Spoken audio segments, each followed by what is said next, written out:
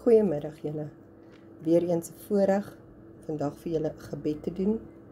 Maar vandag wil ek dit wel bietjie anders doen as die vorige is. Vandag wil ek ietsie vir julle lees wat ons almal al seker gelees het, maar ons vergeet soms daarvan. In Matteus 5 vers 3 lees ons van: Geseënd is die wat weet hoe afhanklik hulle van God is, want aan hulle behoort die koninkryk van die hemel. Geseënd is die wat treur, want hulle sal vertroos word. Geseënd is die sagmoediges, want hulle sal die nuwe aarde ontvang. Geseënd is die wat honger en dors na wat reg is, want hulle sal versadig word. Geseënd is die wat barmhartig is, want aan hulle sal barmhartigheid bewys word. Geseënd is die wat rein van hart is, want hulle sal God sien. Geseënd is die vredemakers, want hulle sal kinders van God genoem word. Geseënd is die wat vervolg word, omdat hulle doen wat reg is, want aan hulle behoort die koninkryk van die hemel. Geseënd is julle wanneer die mense julle ter wille van my beledig en vervolg en valslik al wat sleg is van julle sê. Wees bly en verheug, want julle loon is groot in die hemel.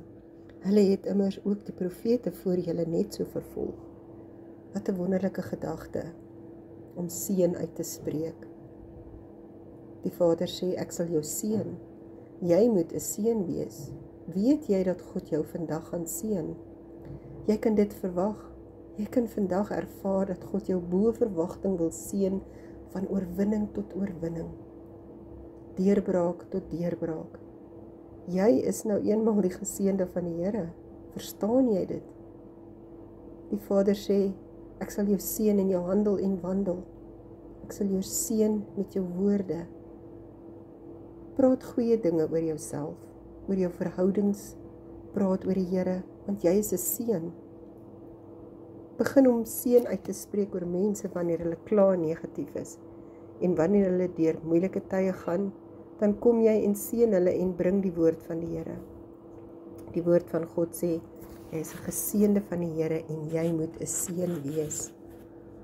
Aba Vader, dankie Here vir hierdie wonderlike woord. Dankie dat U ons kom seën, Here. Dankie dat ons U mag seën en ander mag seën. Raak ons lippe aan met 'n koelvuur, Here, dat ons die woord van U kan uitdra en meer seëninge oor mense sal uitspreek. Dat ons in hulle handel en wandel meer seëninge kan uitspreek oor hulle. Want Vader, wanneer ons seën, word ons geseën. Elke dag is 'n genadedag.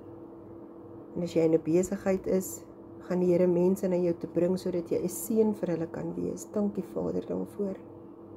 As jy die woord van God verkondig, gaan jy 'n seën vir ander mense wees.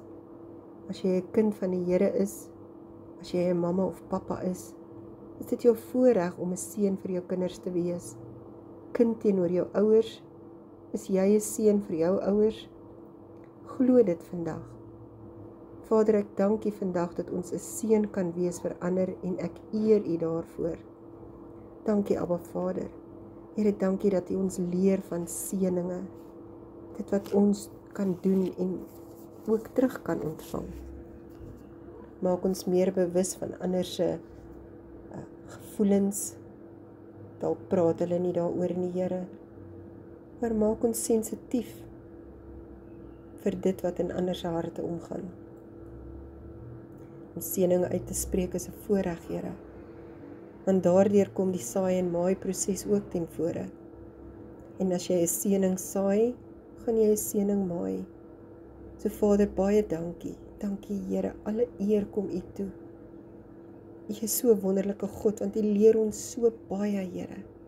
As ons net na die klein woordjies in die woord kan kyk en luister en inneem en dit diep in ons harte bære, sodat ons 'n getuienis vir U kan wees.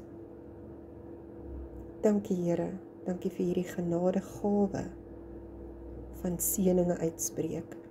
En ek seën jou vandag wat hierna luister, in die wonderlike naam van Jesus. Mag jy elke dag toelaat dat die seën van die Here deur jou vloei. Laat toe dat die guns van die Here jou deel word en dat die Here jou sal dra, jou sal beskerm en jou sal help in elke situasie. Hy is nie net 'n dam nie, hy is 'n kanaal En daarom is dit so maklik om sy seëninge te kan uitdra. Maak dit vandag jou woord, jou spreekwoord, om te sê, ek seën jou.